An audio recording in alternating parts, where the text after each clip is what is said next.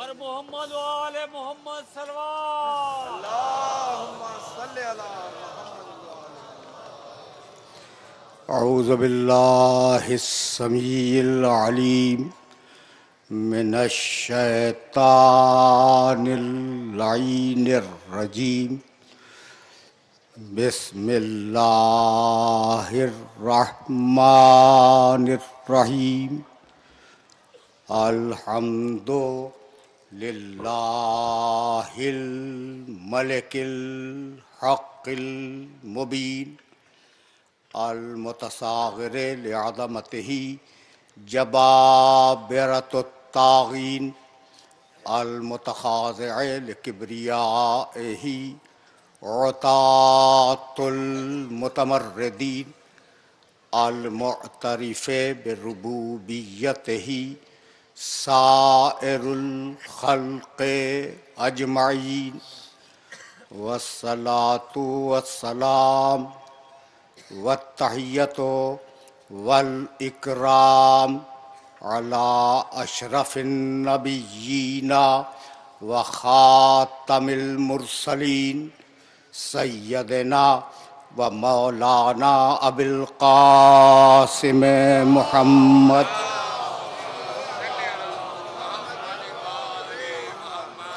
و اہل بیتہ الطیبین الطاہرین المعصومین المظلومین. اما بعد فقد قال اللہ سبحانہ وتعالی فی محکم کتابہ المبین. بسم اللہ الرحمن الرحیم. اقم الصلاۃ لدلوک الشمس الی غسق اللیل وقرآن الفجر انا قرآن الفجر کان مشہودا ومن اللیل فتہجد بہ نافلۃ لک عسیٰ ان یبعثک ربک مقاما محمودا. صلوات.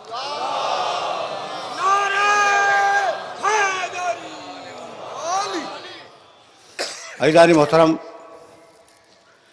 مقام محمود اور صدق و حق کے عنوان سے ہم نے جس سلسلے گفتگو کا آغاز کیا تھا وہ اپنے نویں اور آخری مرحلے میں داخل ہو گیا. قبل اس کے کہ میں مقام محمود پر اپنے سننے والوں کی خدمت میں کچھ معروضات عرض کروں، یہ عرض کرنا ضروری ہے کہ میرے سارے محترم سننے والے یہ جانتے ہیں کہ اس ملک کا سب سے اہم مسئلہ انسان کے خون ناحق کا بہایا جانا ہے. حقیقت یہی ہے کہ انسان کا خون ناحق جس طریقے سے بہایا جا رہا ہے وہ دنیا میں بے نظیر ہے، دنیا میں بے مثال ہے. یعنی حد یہ ہے کہ ہمارے شہر میں اور ہمارے ملک میں پانی مہنگا ہے اور انسان کا خون سستا ہے.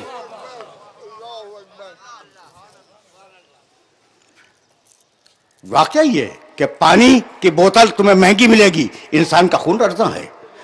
وہ معاشرہ جو اپنے آپ کو اسلام کا معاشرہ کہتا ہے، اس معاشرے کو یہ یاد رکھنا چاہیے کہ اسلامی معاشرے کی فقط دو بنیادیں ہیں، ایک اللہ کی کتاب اور دوسرے رسول کی سنت. تیسرا کوئی اساسی عنصر اسلام کی شریعت میں نہیں ہے، اللہ کی کتاب اور نبی کی سنت. اللہ کی کتاب نے ارشاد فرمایا کہ من قتل نفسا بغیر نفس اور فساد فی الارض فکأنما قتل الناس جميعا ومن احیاها فکأنما احیا الناس جميعا. جو ناحق کسی انسان کو قتل کر دے اس نے پوری انسانیت کو قتل کر دیا. قرآن ہے جو کسی ایک انسان کو قتل کر دے اس نے پوری انسانیت کو قتل کر دیا. یعنی نگاہ قرآن میں ہر انسان، ایک انسان پوری انسانیت کا نمائندہ ہے. ومن احیاھا فکأنما احیا الناس جميعا. اور اگر کوئی ایک انسان کو بچا لے وہ پوری انسانیت کو بچانے والا قرار پائے گا. تو یہ تو میرے قرآن کا حکم ہے. اور میرے نبی نے کہا المسلم من سلم المسلمون من یدہ ولسانہ. مسلمان فقط وہ ہے کہ اس کے شر سے، اس کے زبان اور اس کے ہاتھ، اس کی زبان اور اس کے ہاتھ کے شر سے دوسرے مسلمان محفوظ رہیں. بھائی اب میں تم سے پوچھنا چاہ رہا ہوں کہ کیا اس دنیا میں مشرک نہیں ہیں؟ کیا اس دنیا میں کافر نہیں ہیں؟ لیکن اللہ نے ان سے حق حیات کو نہیں چھینا. تو یہ کون لوگ ہیں جو مسلمانوں سے حق حیات کو چھین رہے ہیں؟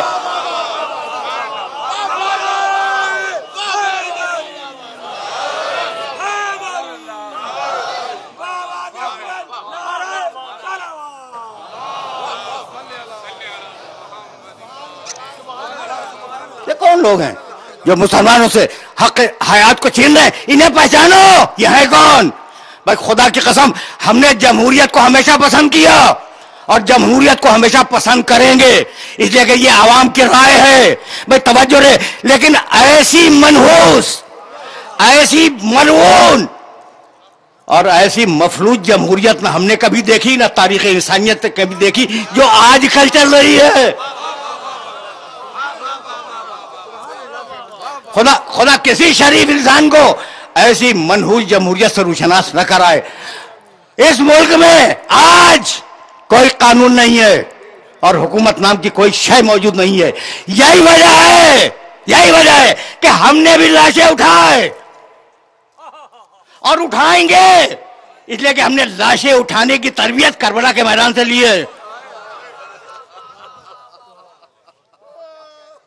ہم نے لاشیں اٹھانے کی تربیت کربلا کے میدان سے لی ہے.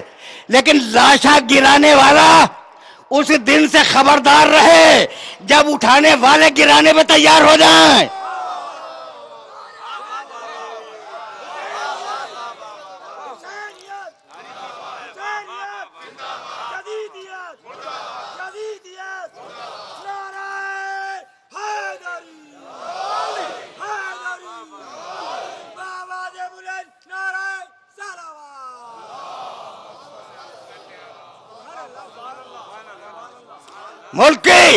ملک کی سرحدوں کی حفاظت کرنے والوں کا رویہ مثبت ہے اور ہم احترام کی نگاہ سے ان کے اس رویے کو دیکھتے ہیں.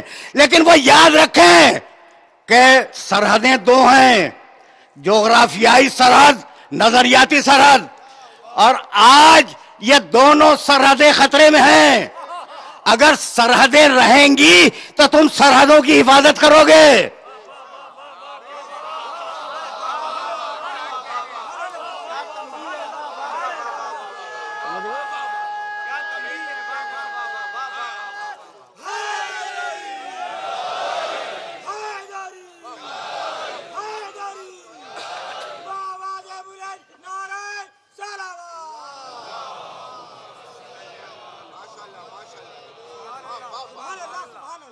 تو ان سے فقط ایک التماس ہے کہ ملک کی سرحدوں کی حفاظت کو یقینی اسی صورت میں بنایا جا سکتا ہے جب ملک سے دہشت گردی کا خاتمہ ہو جائے.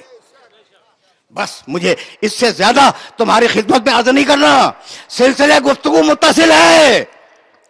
حبیب کہہ دو کہ نماز پڑھی جائے، صبح کے وقت میں پڑھی جائے، دوپہر کے وقت میں پڑھی جائے، رات کے وقت میں پڑھی جائے. یہ تم اس معاشرے میں جو گرفتار ہو جہاں غیر شریف لوگ شریف کے نام سے حکومت کر رہے ہیں،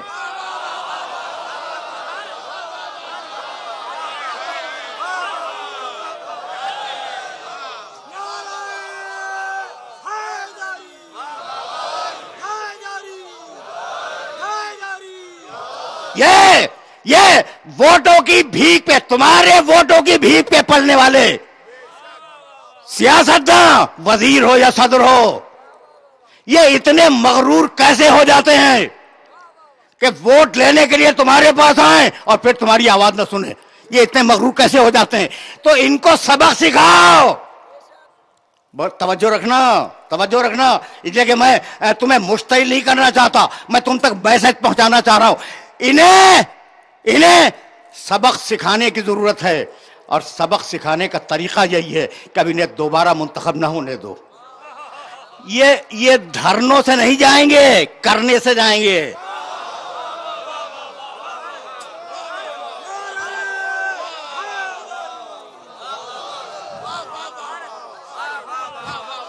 دھرنے سے نہیں، کرنے سے جائیں گے۔ تو اب ظاہر ہے کہ میں اس مرحلہ فکر پر روکنا نہیں چاہ رہا ہوں میں، اور آج جو سوگواری کی فضا قائم ہے پورے ملک میں، اس کا تقاضا بھی نہیں ہے کہ میں تم سے کچھ عرض کروں۔ بھئی یہ ہوا کیا؟ لا الہ الا اللہ کہنے والوں کا معاشرہ، محمد الرسول اللہ کہنے والوں کا معاشرہ، اس معاشرے میں اتنا ظلم، اتنی بربریت، اتنا قتل و غارت، یہ سبب کیا ہے؟ بات کل اتنی ہے کہ تمہارا رابطہ اپنے رسول سے ٹوٹ گیا۔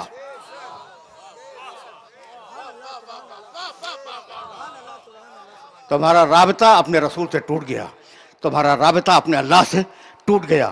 بھائی سننا، خدا کی قسم، تم ووٹوں سے صدر اور وزیر اعظم بناتے ہو، میں موضوع سے متصل ہو گیا، بناتے ہو یا نہیں بناتے ہو؟ زندہ باد کہہ کے اسے لاتے ہو اور مردہ آباد کہہ کے اسے بھگا دیتے ہو۔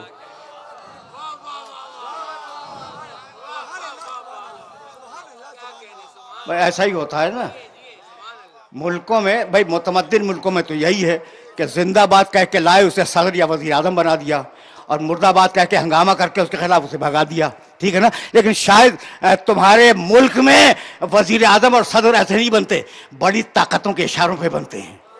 تو بڑی طاقتیں آگاہ ہو جائیں کہ کہیں اب وہ نہ ہو جائے جسے نہیں ہونا چاہیے۔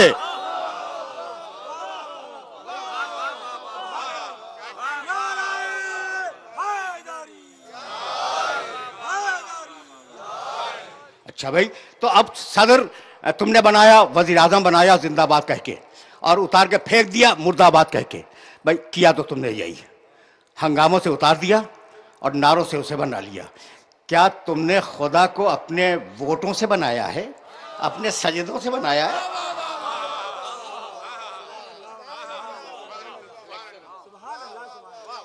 دیکھو نا، بہت آسان اور بہت قریب ہو کے بات کر رہا ہوں میں۔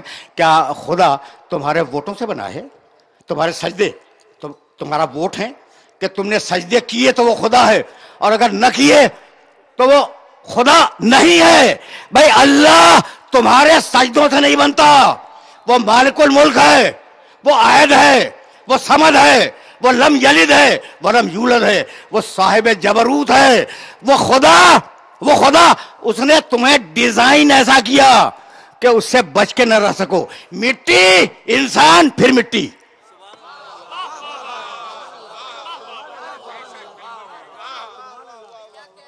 ایسا ہے یا نہیں؟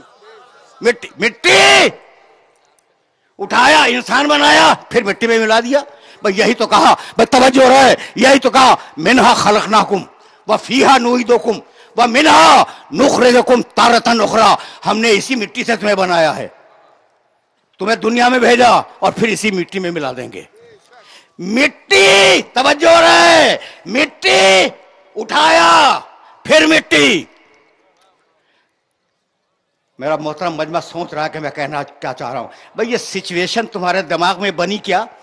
مٹی اٹھایا، کچھ دن دنیا میں رکھا، پھر مٹی، یعنی سجدہ، کود، پھر سجدہ۔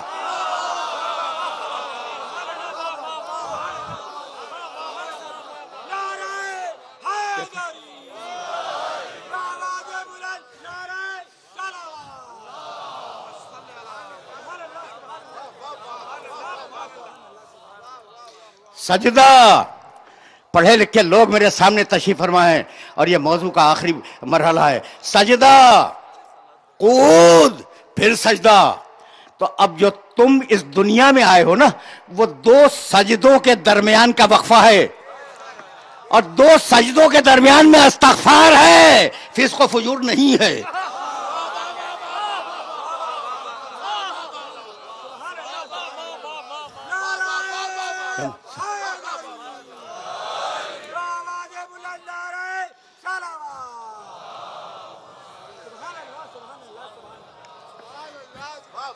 بھائی میرے ساتھ چلتے رہنا. تو اب سجدے کی شرافت سمجھ میں آئی؟ نہیں بھائی نہیں، سجدے کی شرافت ابھی سمجھ میں نہیں آئی. بھائی دیکھو، تم پورے انسان ہو سر کی وجہ سے. یہ جو سر دیا ہے نا، تو تمہاری ساری فضیلتیں اس سر میں ہیں. تمہاری سماعت سر میں، تمہاری بصارت سر میں، تمہارے سونگنے کی توانائی سر میں. ایسا ہے یا نہیں؟ تمہاری چکھنے کی توانائی سر میں، تمہاری عقل سر میں، تمہارا فکر و شعور سر میں، سب کچھ سر میں ہے. اور اس سر کو تمہارے جسم میں سب سے بلند رکھا. تو اب شرافت یہی ہے کہ اس کی بارگاہ میں اس بلند کو پست کر دو.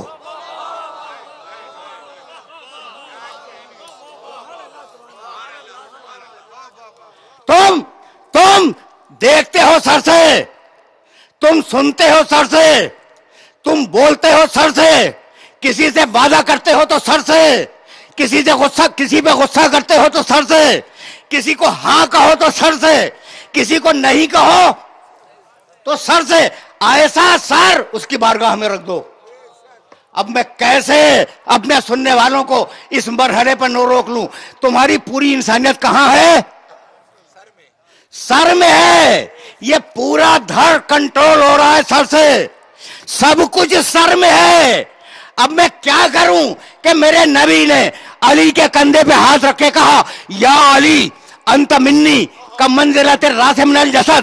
یا علی تو میرا سر ہے، میں تیرا دھڑ ہوں.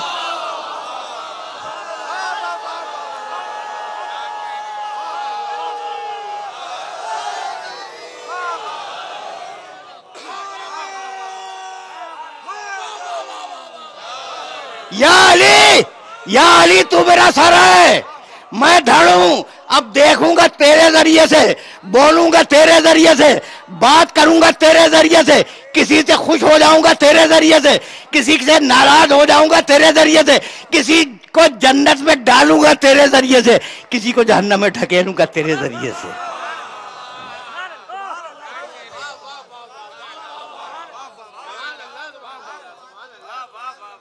سنتے جاؤ یہ مرحلہ فکر معین ہے. تو اب سر رکھ دو اس کی بارگاہ میں جو مالک الملک ہے، جو قادر مطلق ہے، جو ہر ذرے کا اس کائنات کی بنانے والا ہے. اگر یہاں تک آ گئے تو سورہ مومن میں آواز دی، رفیع الدرجات ذو العرش یلقی الروح من امرہ علی من یشاء من عبادہ لینذر یوم الطلاق یوم ہم بارزون. زحمت دی میں نے، خستہ لگ رہے ہو، تھکے ہوئے ہو.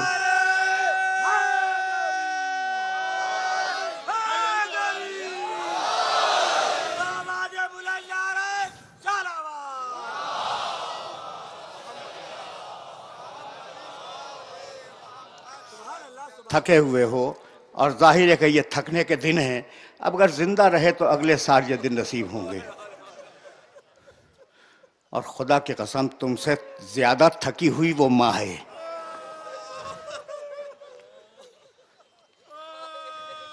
تو تھوڑا سا برداشت کر لو. تھکے ہوئے تھے لیکن میں نے علی کا ذکر کیا اور تم توانا ہو گئے ہے نا.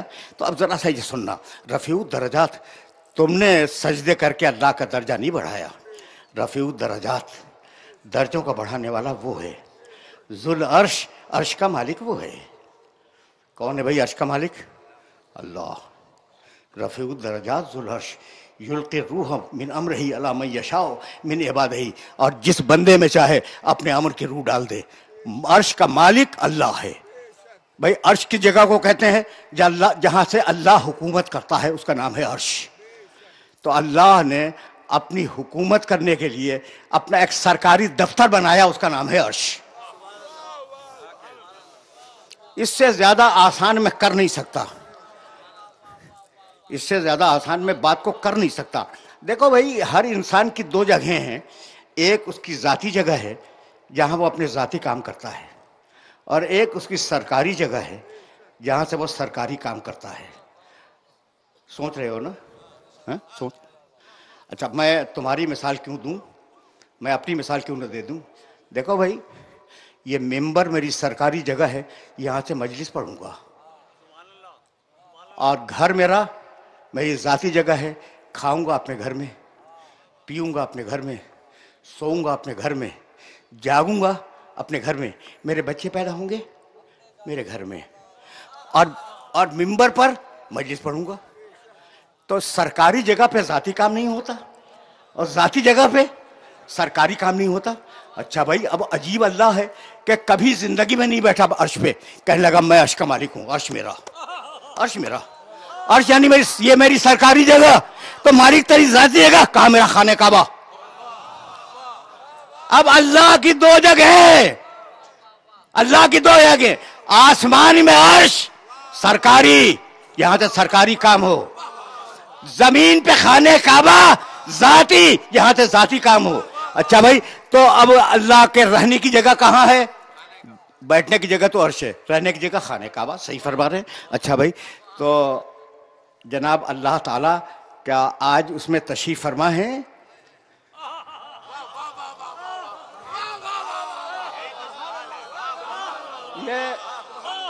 یہ میرا لہجہ ہی بتا رہا ہے کہ یہ سوال آپ سے نہیں ہے, بزرگوں سے, کہ اللہ تبارک و تعالیٰ کیا تشریف فرما ہے؟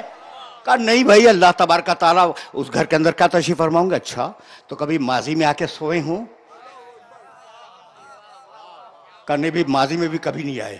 اچھا بھائی, کوئی امکان ہو کہ مستقبل میں آ جائیں گے اللہ تعالیٰ اور تشریف فرما ہوں گے؟ کہا نہیں بھی, مستقبل میں بھی امکان نہیں ہے. تو میں نے پوچھا کہ بھئی کس چیز کو چوم رہے ہو؟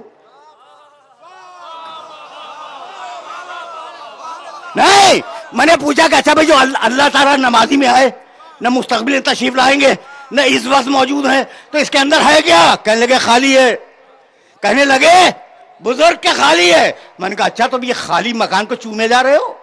کہنے لگے بھئی خالی مکان کو نہیں چوم رہے ہیں, نسبت کو چوم رہے ہیں, نسبت کو چوم رہے ہیں. تو خالی کعبہ سب کی سمجھ میں آ گیا, خالی تابوت آج تک سمجھ میں نہیں آیا.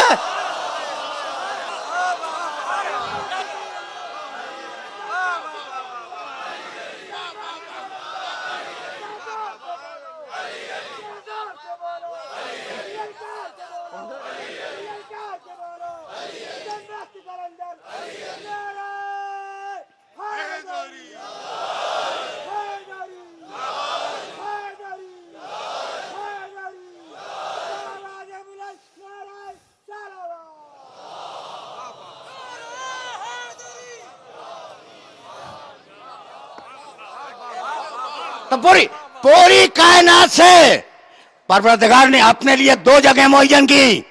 سرکاری جگہ عرش کو بنایا, ذاتی جگہ خانہ کعبہ کو بنایا. مالک تو رہے گا نہیں کبھی, پھر یہ ذاتی گھر کی ضرورت کیا ہے؟ اور مالک تجھے بیٹھنا نہیں ہے کبھی عرش پر, تو اس سرکاری جگہ کی ضرورت کیا ہے؟ کہا تمہیں نہیں معلوم, یہ دونوں جگہ میں نے بنا کے رکھ لی. جب سرکاری کام ہوگا تو محمد کو عرش پہ بلاؤں گا, اور جب ذاتی کام ہوگا تو علی کو گھر میں پیدا کرواؤں گا.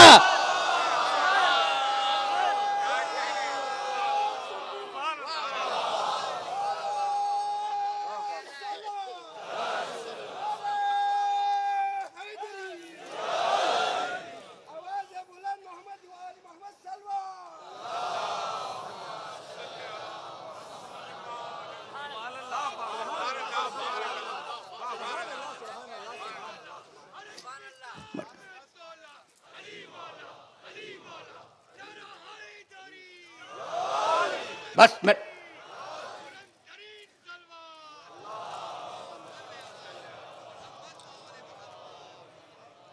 بھائی, نعروں میں بڑا جوش ہے, درود دھیمی ہے.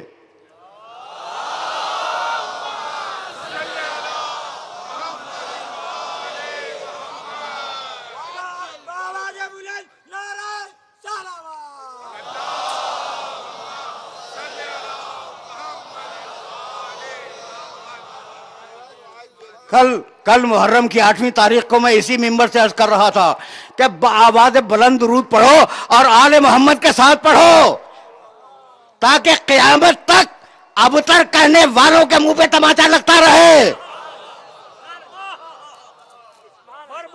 بس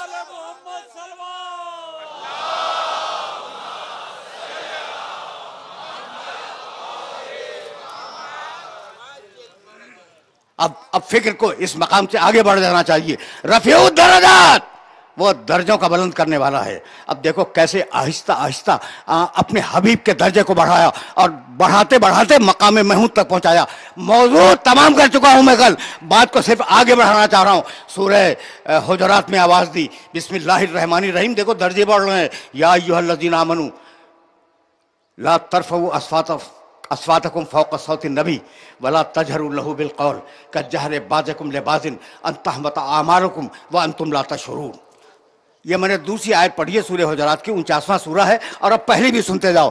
یا ایھا الذین آمنوا لا تقدموا بین یدی اللہ ورسولہ واتقوا اللہ ان اللہ سمیع علیم. یا ایھا الذین آمنوا لا ترفعوا اصواتکم فوق صوت النبی ولا تجہروا لہ بالقول کجہر بعضکم لبعض ان تحبط اعمالکم وانتم لا تشعرون. یا ایھا الذین آمنوا، اے ایمان لانے والو، لا تقدموا بین یدی اللہ ورسولہ، اپنے رسول سے، ترجمہ مختصر کر رہا ہوں، اپنے رسول سے آگے بڑھنے کی کوشش نہ کرنا.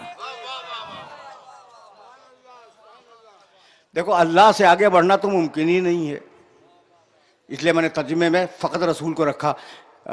اپنے رسول سے آگے بڑھنے کی کوشش نہ کرو. خدا معلوم کس نے کی تھی؟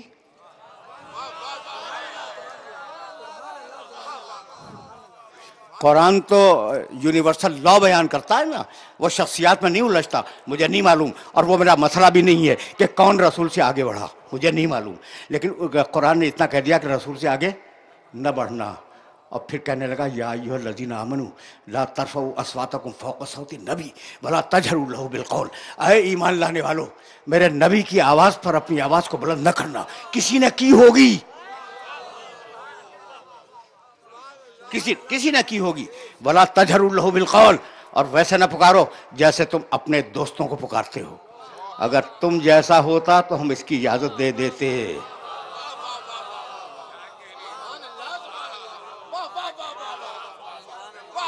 اگر تم جیسا ہوتا، بھائی سننا، اگر تم جیسا ہوتا تو ہم تمہیں اس کی اجازت دے دیتے. اچھا اب بتائیں، جا کے ہوم ورک کیا کرو. حوالہ دے دیا حجرات 49واں سورہ اور پہلی اور دوسری آیتیں اس سورے کی. اے ایمان لانے والو، اپنے نبی سے آگے نہ بڑھنا.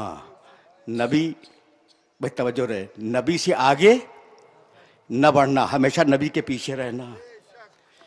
اور اگر بڑھ گئے تو بتاؤں کیا کروں گا؟ ان تحبط اعمالکم وانتم لا تشعرون. تمہاری نمازیں تمہیں منہ پہ مار دوں گا، تمہاری پڑھی ہوئی نمازوں کو تمہارے منہ پہ مار دوں گا، اور تمہیں اس کا شعور بھی نہ ہوگا. تو نبی سے آگے بڑھ کر نماز پڑھنا باطل ہے.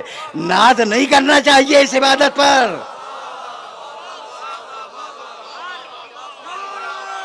نہیں،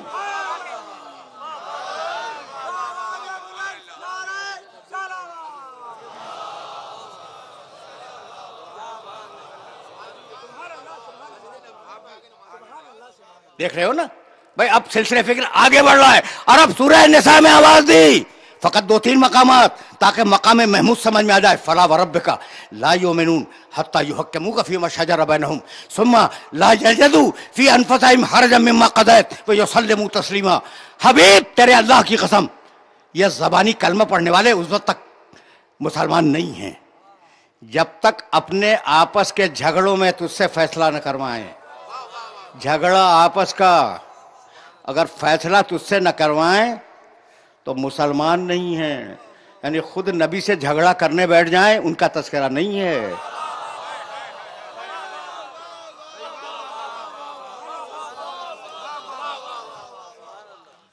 ٹھیک ہے نا بھائی؟ بس سننا، بہت زیادہ زحمت نہیں دینی مقصود ہے. فلا وربک لا یؤمنون حتی یحکموک فیما شجر بینہم. تم اس وقت تک مسلمان نہیں ہو جب تک اپنے جھگڑے میں میرے نبی سے فیصلہ نہ کرواؤ. فیصلہ کرے گا نبی. ثم لا یجدوا فی انفسہم حرجا مما قضیت. اور صرف فیصلہ کروا لینا کافی نہیں ہے، بلکہ اس کے فیصلے پہ دل سے راضی ہو جاؤ. یہ نہ سوچو کہ اس نے علم اسے کیوں دے دیا، اسے کیوں نہیں دیا.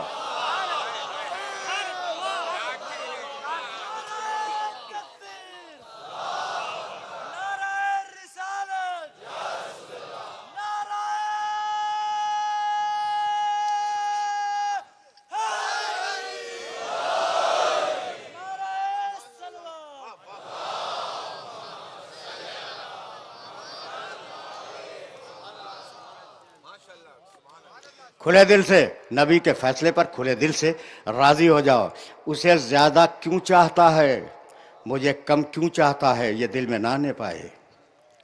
وَيُسَلِّمُوا تسلیمہ, اور میرے نبی کے ہر حکم پر اپنے سر تسلیم کو خم کر دو. یہ سورہ نساء. اور اب پالیسی میکنگ جملہ بہت چھوٹا سا, سورہ حشر 59واں سورہ قرآن مجید کا. وَمَا آتَاكُمُ الرَّسُولُ فَخُذُوهُ وَمَا نَهَاكُمْ عَنْهُ فَانْتَهُوا. رسول جو دے دے وہ لے لو. پڑھے لکھے ہو, حکم یہ ہے کہ رسول جو دے دے وہ لے لو. یہ تو نہیں کہا کہ جو مانگے وہ مت دینا.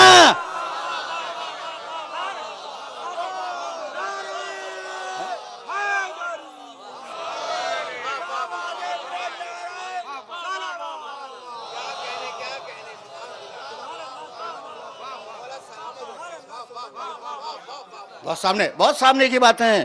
رسول جو دے دے وہ لے لو. وَمَا نَهَاكُمْ عَنْهُ فَانْتَهُوا, اور جس سے روک دے اس سے رک جاؤ. اب میرے نبی کی سنت بن رہی ہے. اب تک قرآن آ رہا تھا, اب سنت آ رہی ہے. تو یہی تو مقام محمود ہے جسے کل میں اختتام پذیر کر چکا. لیکن اب یہ جملہ تو ناگزیر ہے نا کہ بھائی اب نبی کی سنت قرآن کے ساتھ چلے گی.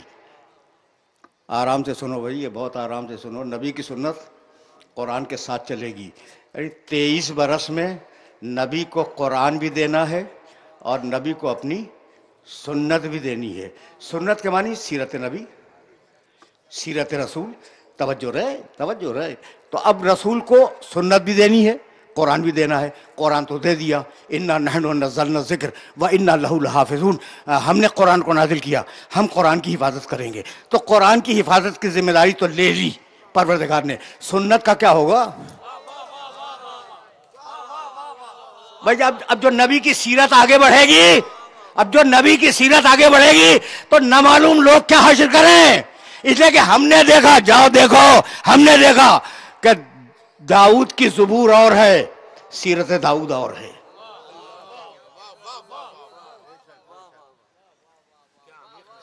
پڑھنے کے بعد بولنے کا عادی ہوں. داؤد علیہ السلام کی کتاب زبور آج پائی جاتی ہے, اسے دیکھو, پاکیزہ کتاب. اور نعوذ باللہ میرے داؤد کی سیرت دیکھو, اچھے واقعات نہیں ہیں. تو سیرت داؤد اور ہے, زبور اور ہے. سیرت موسیٰ اور ہے, توریت اور ہے. اٹھا کے دیکھ لینا. سیرت عیسیٰ اور ہے, انجیل اور ہے, یشیع اور یرمیہ کے صحیفے اور ہیں. ان دونوں بزرگوں کی سیرت اور ہے.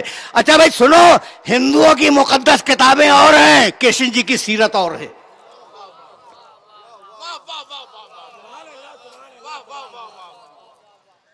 میں سے پہنچ گیا. میں نے بات ذرا سی بلند کی ہے, لیکن اگر سننے والوں تک پہنچ گئی تو لطف سماعت یہی ہے. بھائی داؤد اور زبور اور, توریت اور موسیٰ اور, انجیل اور عیسیٰ اور, وید اور کرشن جی اور. بھائی پروردگار تیری کتاب آخری, تیری شریعت آخری, تیرا نبی آخری. اگر نبی کی سیرت کو لوگوں نے بدل دیا تو ہوگا کیا؟ اس لیے کہ یہ امت آخری ہے, اب کوئی نبی آنا نہیں ہے. اب ایسے لوگوں کے ہاتھ میں سیرت جا رہی ہے کہ وہ مزاج رکھتے ہیں بدلنے کا. اگر تیرے نبی کی سیرت کو بدل دیا تو دین اسلام کا ہوگا کیا؟ کہا مت گھبراؤ, ایک بھیجوں گا سیرت بنانے کے لیے اور 12 بھیجوں گا سیرت بچانے کے لیے.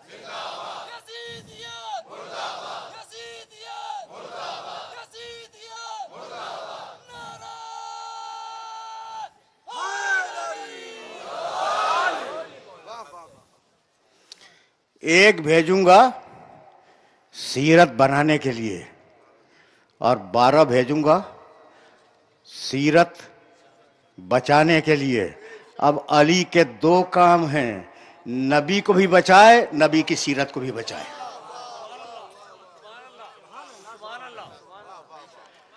وہ آیت یاد آئی سرنامہ کلام کی، بس عزیزو گفتگو طویل نہیں ہے، سرنامہ کلام کی آیت یاد آئی، قل، جو میں نے آخری دنوں میں پڑھی، قل رب ادخلنی مدخل صدق واخرجنی مخرج صدق واجعل لی من لدنک سلطانا نصیرا۔ مالک، بھئی ایک ہی جنگ، مالک وجعل دے دے، لی مجھے، من لدنک اپنے پاس سے، سلطانن طاقتور، نصیرا مدد کرنے والا۔ بھائی رکو ذرا سی قرآن کی کمپریٹیو اسٹڈی ہو جائے۔ ایسی ایک دعا موسیٰ علیہ السلام کے سلسلے میں موجود ہے، سورہ طٰہٰ۔ اب یہ دونوں کو جوڑ کے سنو، اور اگر یہ میسج پہنچ گیا تو میری یہ اس مرحلے کی تقریر مکمل ہو جائے گی۔ سورہ طٰہٰ، بہت توجہ رہے۔ اذهب 20واں سورہ ہے قرآن کا، اس کا ایک پیراگراف چھوٹا سا۔ اذهب الی فرعون انہ طغی، جاؤ موسیٰ فرعون کے دربار میں جاؤ، اس نے بڑی سرکشی اختیار کی ہے۔ قال رب اشرح لی صدری ویسر لی امری واحلل عقدۃ من لسانی یفقہوا قولی، پروردگار میرے سینے کو کھول دے۔ موسیٰ نے کہا میرے کام کو آسان بنا دے، میری زبان کی گتھیوں کو کھول دے تاکہ لوگ میری بات سمجھ سکیں۔ وجعل لی وزیرا من اہلی، اور مالک میں جاؤں گا، تیرا حکم ہے، فرعون کے دربار میں جاؤں گا، لیکن میرے خاندان سے مجھے ایک وزیر دے دے۔ ہارون اخی، اس کا نام ہارون ہے، وہ میرا بھائی ہے۔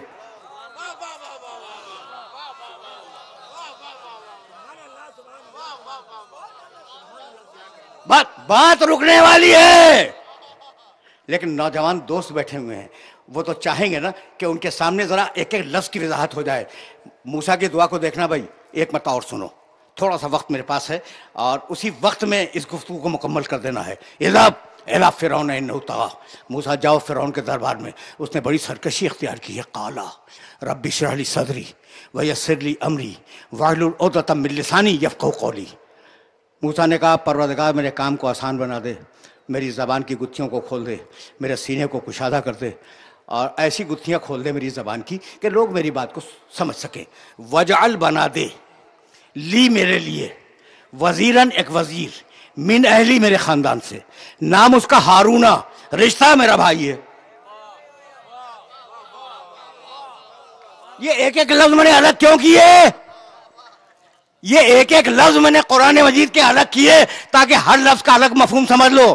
تو اب لطف سماعت ہے، وجعل بنا دے، لی میرے لیے، وزیرن ایک وزیر، من اہلی میرے خاندان سے، نام ہارون، رشتہ میرا بھائی ہے۔ موسیٰ، اب مجھے اجازت ہو کہ میں پوچھ لوں کہ نام بتلا رہے ہو، ولدیت بتلا رہے ہو، ٹھیک ہے نا، اہلیت بتلا رہے ہو کہ وہ اہل ہے، تو خود ہی اپنا وزیر بنا لو۔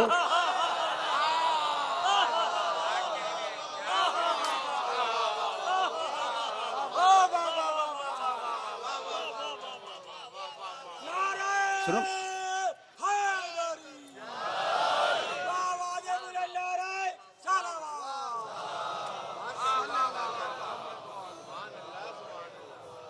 سوال پہنچ گیا، کہنے لگے وجعل بنا دے، لی میرے لیے، وزیرن ایک وزیر، من اہلی میرے خاندان سے، نام اس کا ہارون ہے، رشتہ میرا بھائی ہے۔ تو نام بتلا رہے ہو ہارون ہے، رشتہ بھائی ہے، تمہارے خاندان سے، خود بناؤ۔ کہا بھائی میں بنا تو نہیں سکتا، اللہ کی بارگاہ میں سفارش کر سکتا ہوں۔ تو وہ کام جو اولو العزم نبی نہ کر سکے، اس کا حق آپ کو کس نے دے دیا؟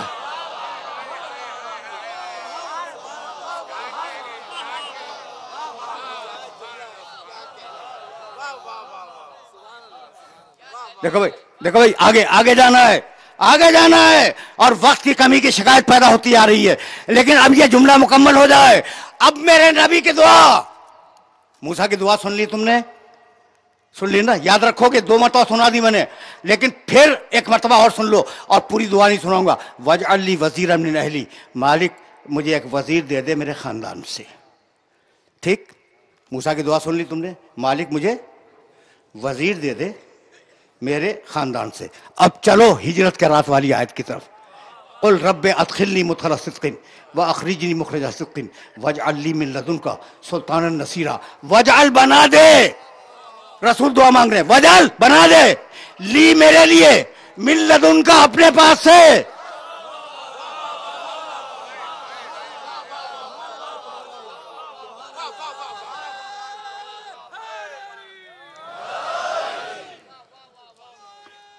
बस तकरीर मुकम्मल होने वाली है। मूसा ने कहा मिन अहली, मालिक मुझे वजीर दे मेरे खानदान से। मोहम्मद की दुआ सूरह बनी इस्राइल में मिन लदुनका, मालिक अपने पास से मुझे मदद करने वाला दे दे। तो मूसा का मदद करने वाला खानदान से आएगा, मोहम्मद का मदद करने वाला वहां से आएगा। अब समझ में आया अपने घर में क्यों पैदा करवाया था।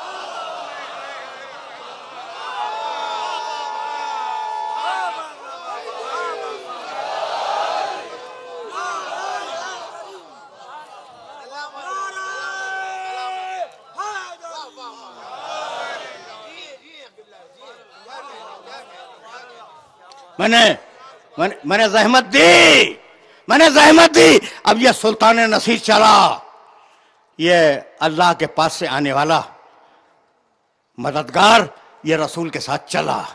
और किस शान से चला कि अब नहजुल बलागा का एक जुमला भी सुनते जाओ। मैंने ज़हमत दे दी, लेकिन ये जुमला तुम्हें सुना के जाऊंगा। कहने लगे, भाई अली इब्ने अबी तालिब को पहचानते हो, और जब अली की ज़बान से कोई जुमला निकल जाए तो वो पॉलिसी बन जाता है।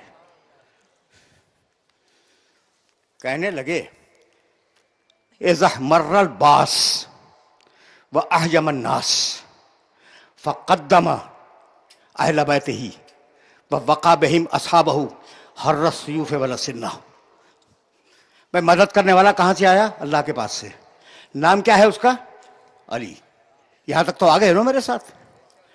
फिर सुनना, मोहम्मद का मदद करने वाला अल्लाह के पास आया, उसका नाम है अली। अब अली बोल रहा है कि जब घमसान का रन पड़ता था, जब तलवारों से तलवारें टकराती थीं, जब नेज़ों से नेज़े और लोहों से लोहे टकराते थे, तो मेरे नबी की सीरत ये थी। मेरे नबी की सीरत कौन कह रहा है भाई? अली बोल रहे हैं। मेरे नबी की सीरत ये थी कि वो अपने साथियों को बचाते थे और मुझे जंग में भेज देते थे।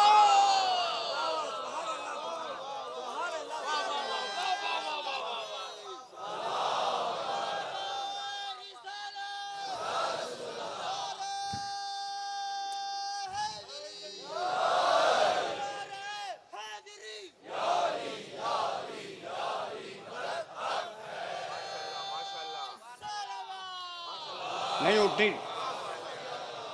देखिए ये जुमला देखें मेरे मौला का।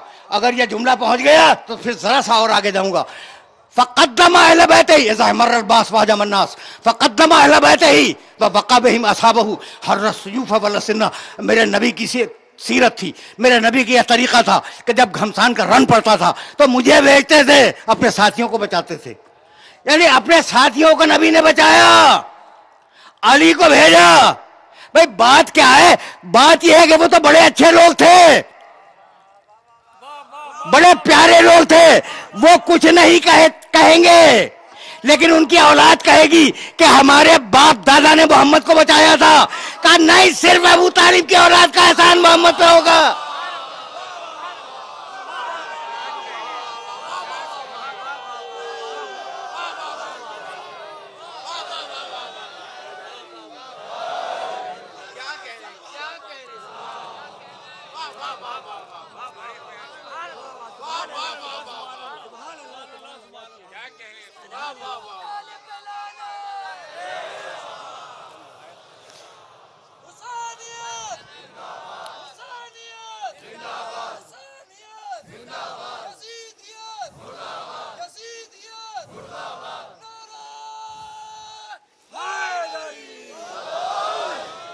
اب وہ چلا جو اللہ کے پاس سے مدد کرنے کے لیے آیا تھا. اور اب ایک ہی جنگ, اس ایک جنگ کے 2 شیٹس دیکھو. اور مجھے اجازت دے دو بھائی, ایک مرتبہ جب جنگ ہوئی نا مشرکین سے, تو مشرکین ایک بت کو لے کے آ گئے, اس کا نام تھا عزا. عزا ایک دیوی ہے, مؤنث بت. اسے میدان میں لائے اور اپنے فوج کے سامنے رکھ دیا اسے. بہت مشہور بت ہے عزا. ادھر مسلمانوں کا لشکر ہے, ادھر مشرکین کا لشکر ہے, بیچ میں عزا رکھا ہوا ہے. اور آتے جاتے ہوئے مسلمانوں سے وہ پکار کے کہتے ہیں ان لنا عزا ولا عزا لکم. مسلمانوں, ہم تو عزا کو لے کے آئے ہیں, تمہارے پاس عزا نہیں ہے. نہیں ہے تو نہیں ہے. لیکن وہ تنزیہ طور پہ فرما رہے تھے مشرکین. اب وہ فرما رہے تھے, میری زبان سے نکل گیا. بعد میں چونکہ کلمہ پڑھ کے مسلمان ہو گئے تھے نا,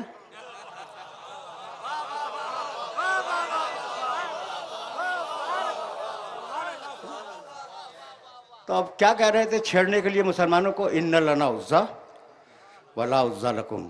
سنو مسلمانوں سنو, ہمارے پاس عزا جیسا بت ہے, تمہارے پاس عزا نہیں ہے. ٹھیک ہے, واقعی مسلمانوں کے پاس عزا نہیں تھا نا.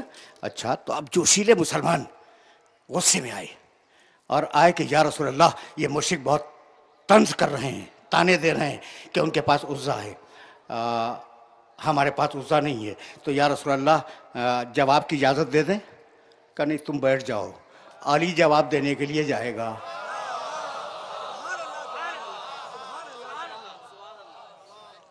جوشیلے مسلمانوں نے کہا یا رسول اللہ اجازت ہے کہ ہم جا کے جواب دے دیں. کہا نہیں بھئی, آپ تشریف رکھیں, میں علی کو بھیجوں گا. اس لیے کہ مقابلہ ہے بت سے. اب وہ جائے جب بت شکن ہو, بت پرست نہ ہو.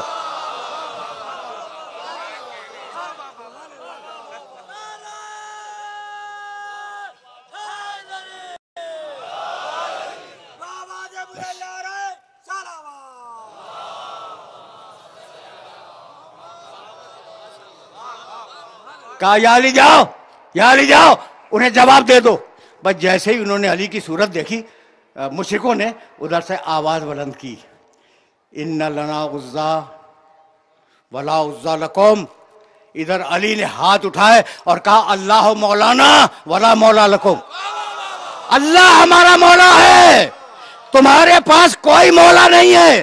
وہ دن اور آج کا دن مشرکوں کے پاس مولا نہیں ہوا کرتا.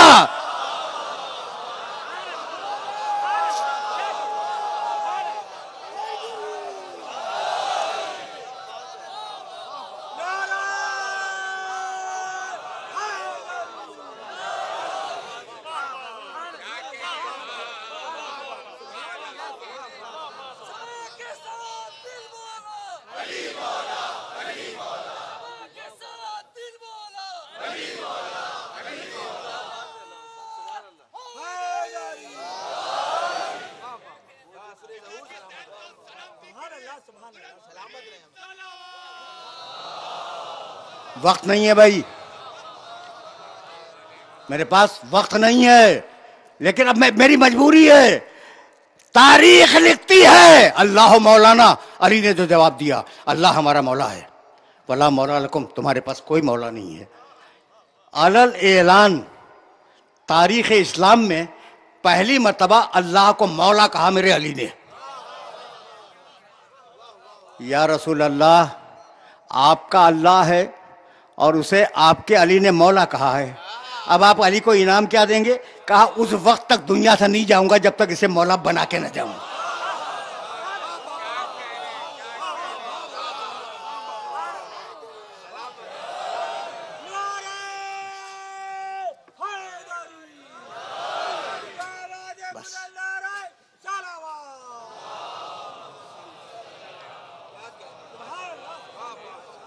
وجعل لی, یہ ہے سلطان نصیر.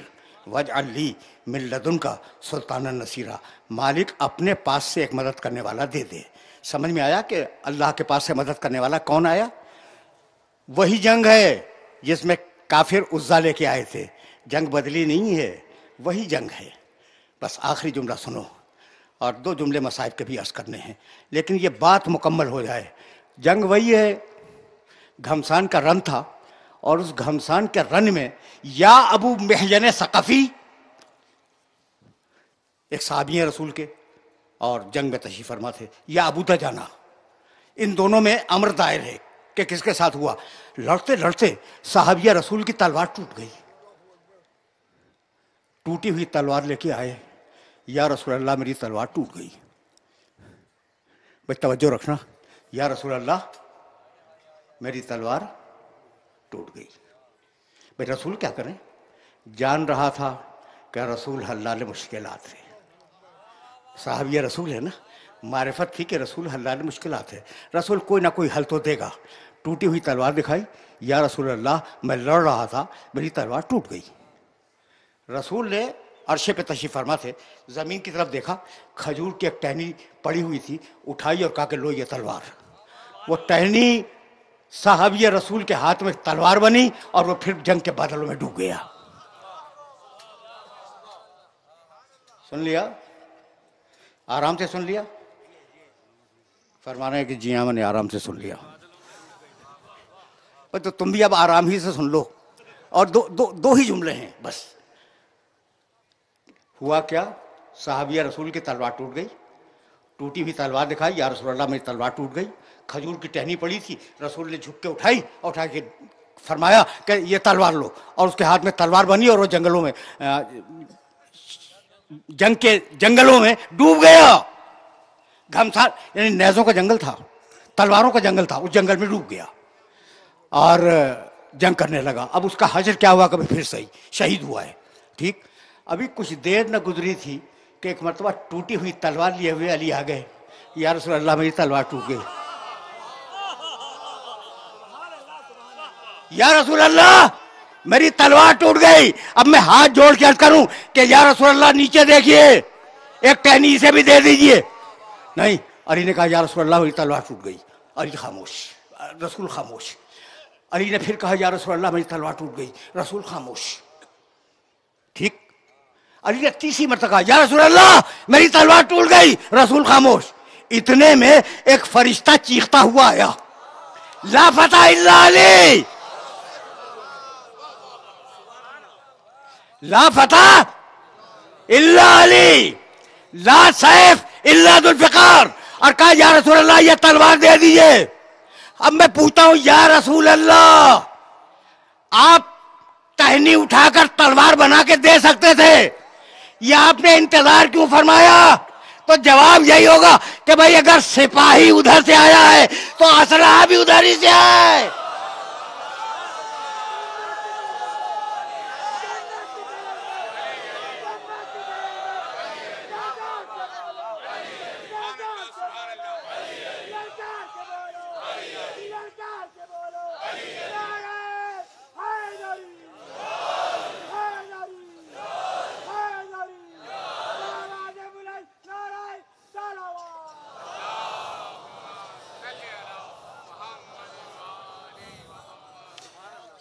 بس بھائی تم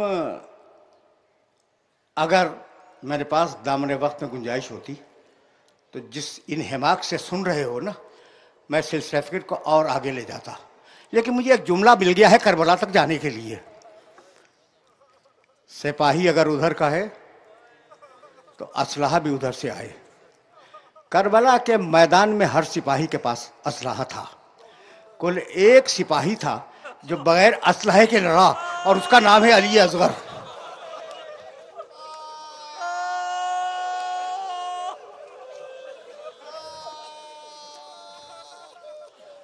کیسی تمہاری صدائیں بلند ہو گئی ہیں۔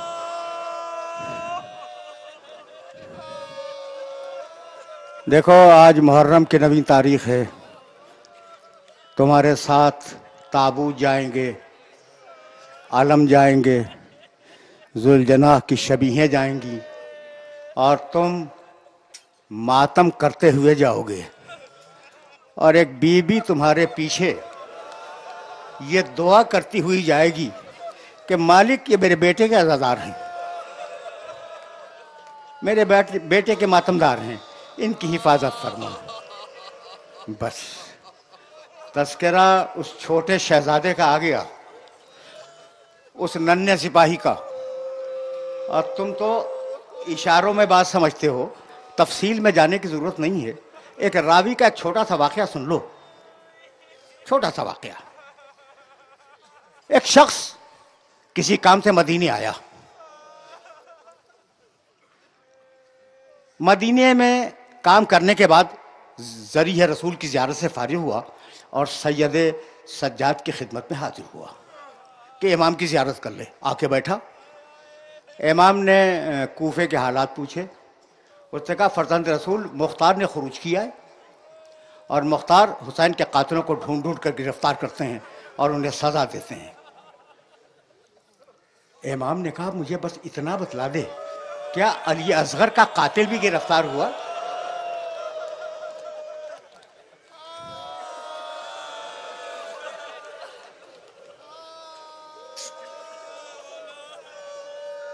ہرملہ، کیا ہرملہ گرفتار ہوا؟ راوی کہتا ہے کہ میں نے امام سے پوچھا کہ فرزند رسول آپ نے اکبر کے قاتل کو نہیں پوچھا، عباس کے قاتل کو نہیں پوچھا، حسین ابن علی کے قاتل کو نہیں پوچھا، یہ علی اصغر کا قاتل؟ کہا تجھے نہیں معلوم، اس کے تیر نے ہم آل محمد کے کلیجوں میں چھید کر دیا ہے۔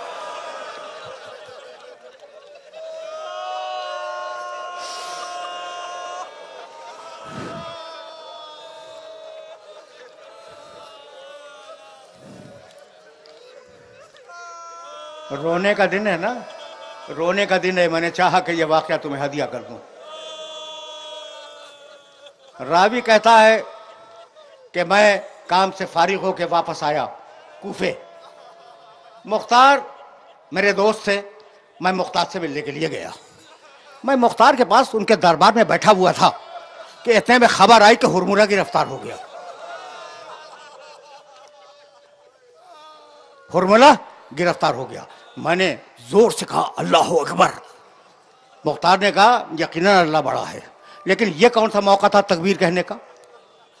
راوی نے پورا واقعہ سنایا کہ سید سجاد کہہ رہے تھے کہ اس نے جو تیر مارا تھا اس تیر نے ہمارے محمد کے کلیجوں میں چھید کر دیا۔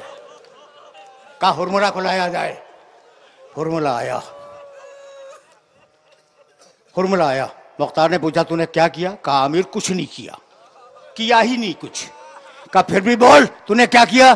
وہ دیکھا کل اس پورے واقعے میں نے کل تین تیر چلائے، بس تین، کل 3 عدد تیر چلائے۔ کہا تفصیل بیان کر۔ کہا امیر چھوڑ دے۔ کہا نہیں تفصیل بیان کر۔ اس نے کہا پہلا تیر، کل 3 عدد تیر چلائے ہیں میں نے، اور پہلا عدد جو تھا تیر کا، جب حسین کا بھتیجا حسن کا بیٹا عبداللہ حسین کی گود میں چھپا ہوا تھا اور تلوار مارنے کی گنجائش نہیں تھی، تو اس وقت میں نے چلے سے تیر کو جوڑا اور اس بچے کا نشانہ لیا، بچہ حسین کے ہاتھوں میں تڑپ گیا۔ کہا دوسرا تیر؟ کہا امیر میں نے دوسرا تیر اس وقت چلایا جب حسین زخموں سے چور ذوالجناح کی پیٹھ پہ جھوم رہے تھے اور اب زمین پہ آنے والے تھے کہ میں نے نشانہ لیا ان کے کلیجے کا۔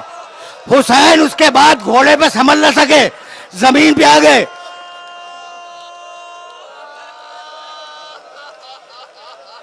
کہا ہرملہ تیسرا تیر؟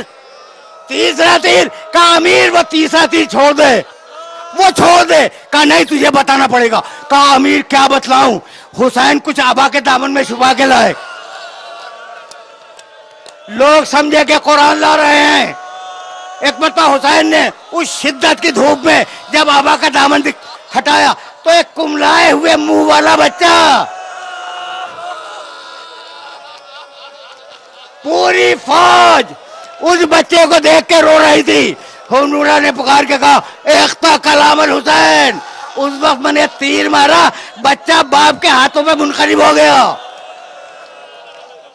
بس میرے عزیزو، میرے دوستو واقعہ تم نے سن لیا۔ جب کوئی نہ رہا تو حسین میدان میں آئے اور کہنے لگے حل من ناصر ینصرنا، حل من مغیث یغیثنا، حل من مجیر یجیرنا، حل من ذاب یذب عن حرم رسول اللہ۔ ہے کوئی ہماری مدد کرنے والا؟ کہیں سے جواب نہ آیا. ایک خیمے سے سجاد نکلے, ایک خیمے سے گریے کا شور بلند ہوا. دیکھا سجاد ایک تلوار لیے ہوئے میدان کی طرف جا رہے ہیں. ام کلثوم سے کہا خودی ہے. ام کلثوم سجاد کو روکو. کہا بیٹا مت جاؤ. تو سجاد روکے کہنے لگے پھوپھی اماں آپ نے دیکھا میرے بابا نے کس مظلومیت کے ساتھ پکارا ہے. دو جملے سنو, دو جملے. تم رو چکے, تم رو چکے. حسین دوڑتے ہوئے آئے, سجاد کو گود میں اٹھایا, خیمے میں پہنچایا. کہا سجاد تمہارا میدان جنگ یہ نہیں ہے, کہیں اور ہے. اور اب اس خیمے کی طرف آئے جس سے رونے کی صدا بلند ہوئی تھی. آئے, کہا زینب بات کیا ہے؟ کہا بھیا جیسے ہی آپ نے کہا حل من ناصر ینصرنا, وہ جو 6 مہینے کا بچہ ہے نا اس نے آپ کو جھولے سے زمین پہ گرا دیا, اپنے آپ کو جھولے سے زمین پہ گرا دیا. کہا لاؤ شاید میں پانی پلا کے لاؤں. تم رو چکے, رو چکے. لائے, بچہ تیرے ظلم سے سیراب ہوا, لے کے چلے. اور اب جملہ سنو گے, حسین امام بھی ہے, حسین باپ بھی ہے. کہہ کے لائے تھے کہ لاؤ میں شاید پانی پلا کے لاؤں. اور اب لاشا لے کے جا رہے ہیں. 7 مرتبہ آگے بڑھے ہمت کر کے, 7 مرتبہ پیچھے ہٹے ہمت کر کے.